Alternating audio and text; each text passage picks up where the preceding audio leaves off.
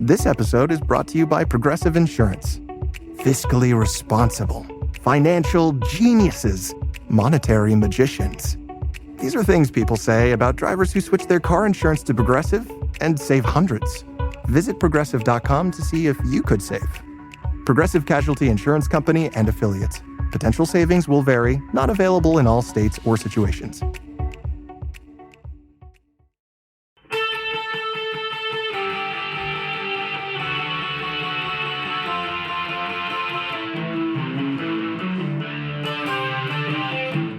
This is the Daily Blast from the New Republic, produced and presented by the DSR Network. I'm your host, Greg Sargent.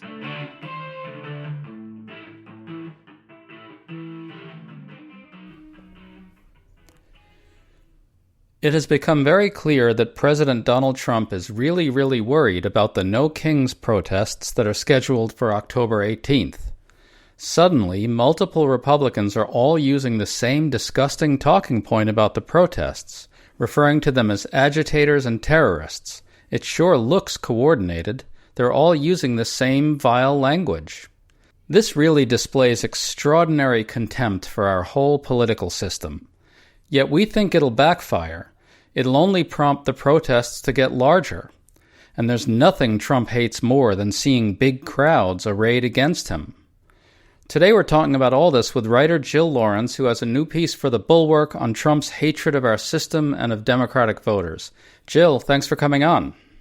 Thanks for having me, Greg. So the No Kings protests are set for next Saturday. Let's listen to what House Speaker Mike Johnson had to say about this. This Hate America rally that they have coming up for October 18th, the Antifa crowd and the pro-Hamas crowd and the Marxists, they're all going to gather on the mall. We got some House Democrats selling T-shirts for this event. It is an outrageous gathering for outrageous purposes. So there you heard Johnson talk about Antifa, pro-Hamas, Marxists. Jill, these are American citizens, millions of them, exercising their right to peacefully protest. Your response to what you heard there from Johnson? Well, I'm not surprised. And this is traditional. This is constitutional. This is a right.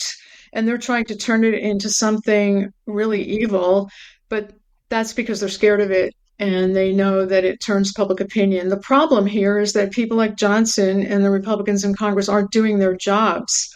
They're not putting any checks and balances on the president, and they're not upholding American values or even American constitutional rights. So this is where we are. The people have to protest, and I don't really see this working out the way they hope. Well, they clearly hope for some sort of violence, which either will allow them to respond with violence of their own, state violence, or to demonize the protests as terrorism and extremism. You know, the funny thing about this is, as you alluded to, the more people show up, the more other people feel supported, and it really is a sort of snowballing effect that can take place in these situations, and I think that's what really worries them. I think they should be worried because nothing they're doing is popular, and people who may support them generally on issues like crime and immigration are seeing how they carry out these policies, and you know, he's down on his best issues in polls. And the midterms, if they go ahead fairly and freely, will put a check on Trump, at least through the House. So that's the problem. And the more momentum the protests gather, and the more peaceful they are, and the more it's obvious that there are troops hanging around with nothing to do except maybe provoke people, then, you know, the worse it's going to get for them. Well, let's listen to some more GOP rhetoric about this. Here's Representative Tom Emmer. This is about one thing and one thing only: to score political points with the terrorist wing of their party, which is set to hold, as Leader Scalise just commented on, a Hate America rally in D.C. next week. And here's Senator Roger Marshall. And then October 18th is when the protest gets here. This will be a Soros paid-for protest where his professional protesters show up, the agitators show up. We'll have to get the National Guard out. Hopefully it'll be peaceful. I doubt it. So, Jill, now not only are they calling protesters terrorists, but they're talking about having to bring in the National Guard to suppress dissent. What do you make of that? Well, we have the National Guard in D.C. because we don't have control of our National Guard, and theoretically, it's here to keep people safe. But it's never a great idea to have armed troops in the middle of an urban area or any area. I mean, we are a civil society. We are not a police state. And, this is just a recipe for tensions. So, no, I'm not a fan. And I think it could end badly no matter how peaceful the protesters are. I mean, we've all seen what's going on in Portland and in Chicago. Priests getting hit in the head with ammunition. I mean, it's a powder keg, and that is what Donald Trump wants. And so now he's got it. And while this is happening, the government is shut. They're laying people off. They're doing more and more things that people don't like. And it's nothing's undercover. Everyone knows what's going on. It's just so overwhelming that it's hard to know how to fight, where to put your attention, what's the best way you can try to stop this. Well, to your point about them wanting something like a police state, or at least the searing civil tensions that are getting unleashed by what Trump is doing, I can't help but notice that now that Trump is sending in the National Guard to deal with fake emergencies in multiple American cities, it's now becoming just a casual and routine thing for Republicans to say, okay, well, if you're going to oppose Donald Trump, well, we're going to send in the military. That seems like an ominous development that really shows what's happening with this party in the Trump era. What do you think?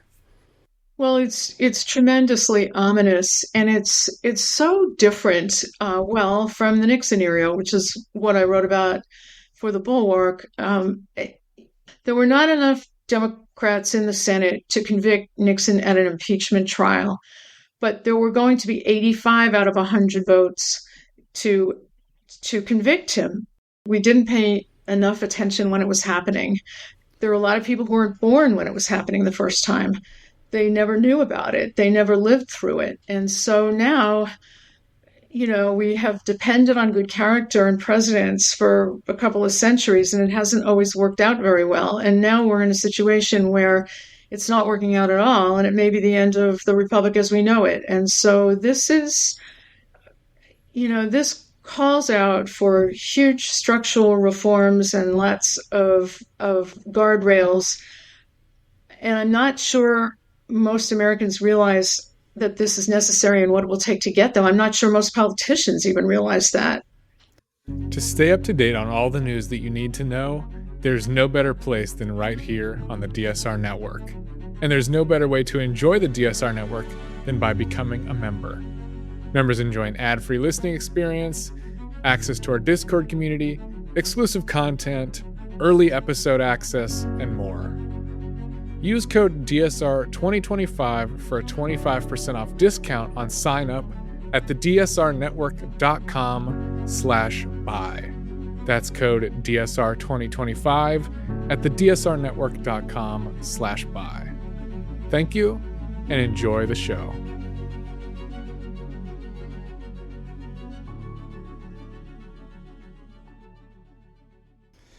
Well, since you brought up your piece, I want to read a great line from it. Quote, "Nixon was driven by an enemies list and a quest for revenge. In the end, it crushed him.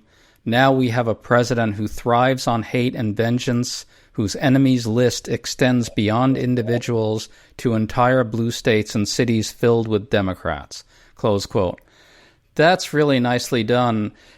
This is the hallmark of MAGA and Trumpism, really, which is that they fundamentally treat large swaths of the United States as an enemy country within. Can you talk about that? This was happening during his first term. And maybe Republicans liked that he was treating Democrats badly. Maybe they liked the way he talked about Democratic governors and said, if you're not nice to me, I won't give you COVID supplies. I mean, it was really obnoxious. Did they like the way he threw towels at Puerto Ricans after Hurricane Maria? It was just, he never made a secret of being on his own team and playing against the other team. And it was such a contrast to Barack Obama and the whole there's no red America and no blue America, there's the United States of America. So it was this whole different, very overt partisanship. And if you don't vote for me and if you're not nice for me, I'm going to cut off your projects. And so we see that, I want to say on steroids, which is a cliche, it's even worse than that. I mean, he's stopping projects in blue states that would lower costs for electricity and other types of other types of expenses, and he's putting tariffs on everything, and he's sending away crop workers and immigrants who pick our fruit and vegetables.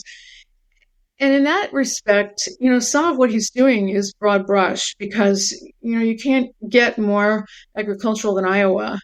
And he wrecked their soybean market last time around, and now he's doing wholesale tariffs across the country and across many products, not just agricultural. So the economy is going to be tanking before long. We're going to be going back to some 1 century, 2 centuries, 3.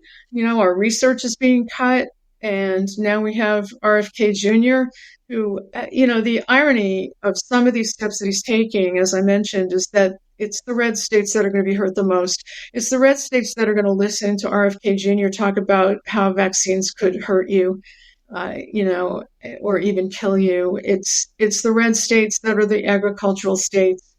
So, I mean, it should, by all rights, backfire. And yet, too many people have too big a stake in it all. Well, I want to pick up on what you said there because it really gets at another hallmark of MAGA, which is that they are absolutely screwing over their own people every which way, from the tariffs to the government shutdown to the ACA subsidies expiring. In every conceivable way, they're screwing the shit out of their people. But they are selling to their people the notion that they're making democratic areas suffer. So you really see this with Trump's budget chief, Russell Vought. He's now crowing about the fact that he's going to pursue layoffs. He's canceling the funding for programs and projects that are in Democratic areas. But at the same time, it turns out that vulnerable House Republicans are seeing some projects canceled in their districts. It's almost comic in a way, if it weren't so disgusting, the way the fundamental approach of MAGA is to say, oh, don't worry about how badly we're fucking you because we're making the people we're telling you to hate suffer. It's very interesting. I don't know if you saw the other day that Vivek Ramaswamy, who used to be in the inner circle and now is running for office in Ohio, said, let's stop owning the libs. He said, essentially, that's not enough for a political party. He said, let's be less confrontational. It was amazing to me. I mean, I guess now he doesn't owe anybody anything anymore, so he can say what he wants. But he did say that. I'm not saying this is going to be a sea change here. It's just him so far. But maybe people are going to realize that shouldn't really be the point of your political, policies. Trump is deeply unpopular. He's failing on multiple fronts. His presidency is a disaster. The economy is on the skids. The tariffs are a catastrophe. He's admitting, and his own agencies, the Labor Department, is admitting that his mass deportations are screwing the economy in various ways. He's underwater on his big issue of immigration. He's underwater on the economy. He's underwater on everything. He's got a really low approval rating.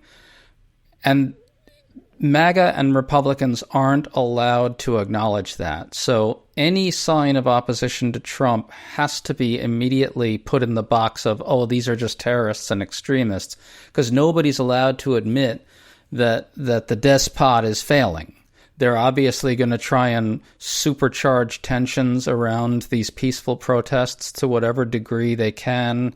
I think they're likely to fail. We're going to see very large peaceful demonstrations.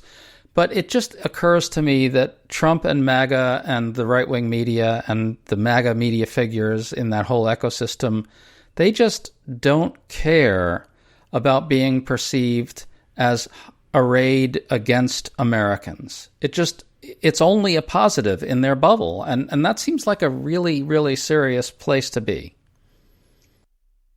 They've successfully turned everything inside out because, their line is that these are hate America rallies. These are people who hate America, when they're the ones who are destroying it, and they're the ones who are applying labels to people. I mean, they've been burying for years since Trump's first term any reports or indicators that right-wing violence is the greatest danger. Right-wing extremism is the most common kind of violence in this country, and they don't want to admit it, and they won't let their supporters learn about it. Yeah, well, so how do you see this all playing out in the end? I expect largely peaceful protests. I suppose, God forbid, there could be incidents here and there.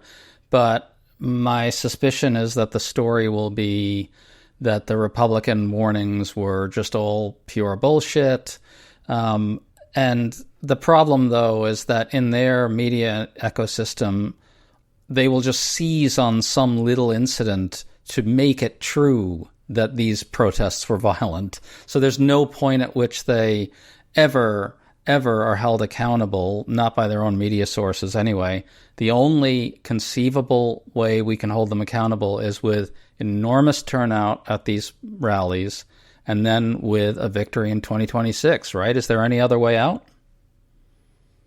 Well, we see what's going on in Portland with all the sort of cartoon character costumes being depicted as violent extremists, and it's almost laughable, as you said, but it's they have people believing, as Trump said recently, that there are no stores with regular windows in Portland. Everything is boards in the windows. Well, that's not how Portland sees it. They go shopping all the time at stores with windows. But, you're up against a lot here. You're up against a president, not only with a bully pulpit, but with a bunch of people who believe everything he says. So I think you're right. In numbers, there can be evidence. What makes me very upset, and I don't want to make this any more depressing than it already is, but I mean, we're coming on to the 250th anniversary of our country, where all of these rights were defined and set out and thought to be permanent as we could make them. And so I really hope that these protests work out, that people keep their heads, and I include the National Guard troops and anyone else who's there in a law enforcement capacity, because, they can't be happy about having to do this, most of them. So hopefully everyone is calm and we get through this. And it's a great demonstration of opposition to the administration. Folks, the right answer to them calling you terrorists is to turn out in as much force as you possibly can. Jill Lawrence, thanks so much for coming on with us today. Thanks for having me, Greg.